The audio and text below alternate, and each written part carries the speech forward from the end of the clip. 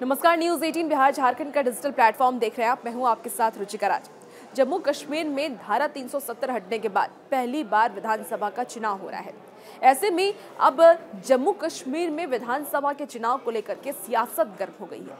सभी के मन में एक ही सवाल है कि आखिर जम्मू कश्मीर में इस बार कैसा अलायंस देखने को मिलेगा। बीजेपी किस पार्टी के साथ चुनाव लड़ेंगी या फिर निर्दलीय उम्मीदवारों को चुनाव मैदान में उतारा जाएगा। साथ ही बीजेपी इस बार किन किन उम्मीदवारों पर दांव लगा सकती है। तमाम ऐसे सवाल लोगों के मन में घूम रहे हैं। आज इन सारे सवाल का जवाब इस वीडियो में हम आपको देने वाले हैं और बताएंगे कि जम्मू कश्मीर का सियासी समीकरण इस बार कैसा रहने वाला है।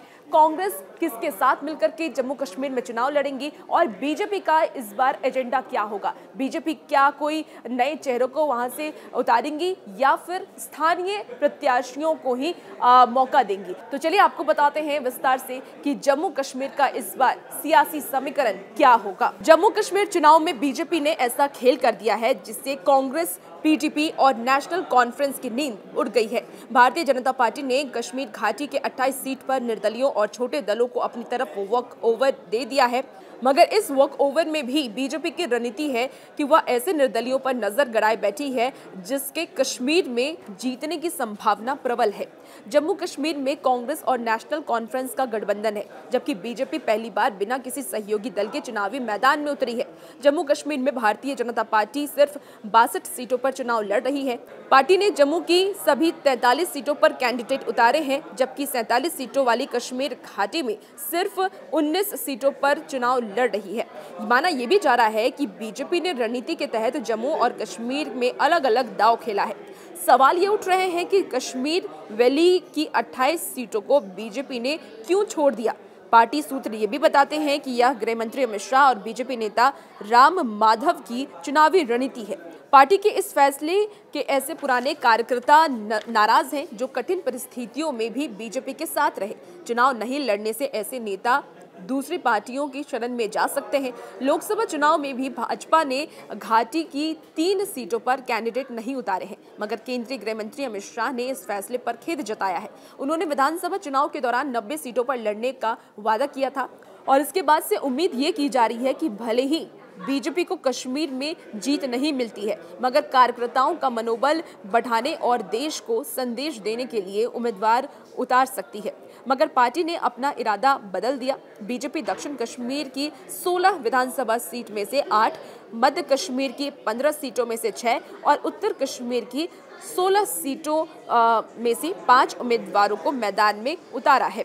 पार्टी सूत्र का यह भी कहना है कि कश्मीर घाटी में बीजेपी की जीत चमत्कार सी हो सकती है। पार्टी के पास ऐसे उम्मीदवार भी नहीं है जो नेशनल कॉन्फ्रेंस, पीडीपी और आपको बता दें कि निर्दलियों में अपनी जमानत बचा सके। पार्टी ने विधानसभा चुनाव की घोषणा के समय ही रणनीति बदल दी थी। बीजेपी अब पूरी तरह से जम्मू की 43 विधानसभा सीटों पर फोकस कर रही है। अगर चुनाव के बाद 35 से अधिक सीटें मिलती है तो कश्मीर से जीतने वाले निर्दलियों की मदद से वह सरकार बना सकती है। भारतीय जनता पार्टी बची हुई 28 सीटों पर ऐसे निर्दलीय प्रत्याशी और छोटे दलों को समर्थन देगी जिसके जीतने की उम्मीद हो सकती है। दक्षिण कश्मीर के अनंतनाग और भाजपा उम्मीदवार रफीक वानी ने खुले तौर पर यह दावा किया है कि नए क्षेत्रीय राजनीतिक दल और निर्दलीय हमारे हैं। उन्होंने अपने भाषण में इंजीनियर राशिद सज्जाद लोन, आफ्ताब बुखारी और गुलाम नबी आज़ाद को अपना बताया।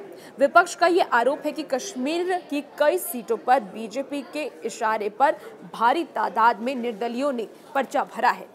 तो बीजेपी ने अपना रुख साफ कर दिया है और बीजेपी अब इस बार निर्दलियों के भरोसे है।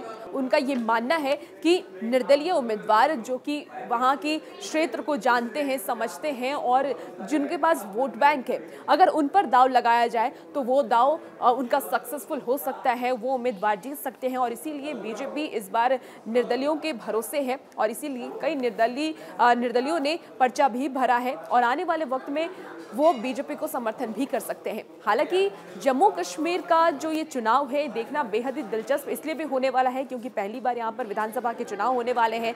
ऐसे में किसकी सरकार बनेगी, क्या कांग्रेस अपनी रणनीति में सफल रहेगी या बीजेपी जो रणनीति बना रही है, निर्दलियों के भरोसे वो चुनाव लड़ रही है और बाद में वहां पे वो अपनी सरकार बनाएगी, क्या उसमें बीजेपी को सफलता मिलती है, ये तो आने वाला वक्त ही बताएगा।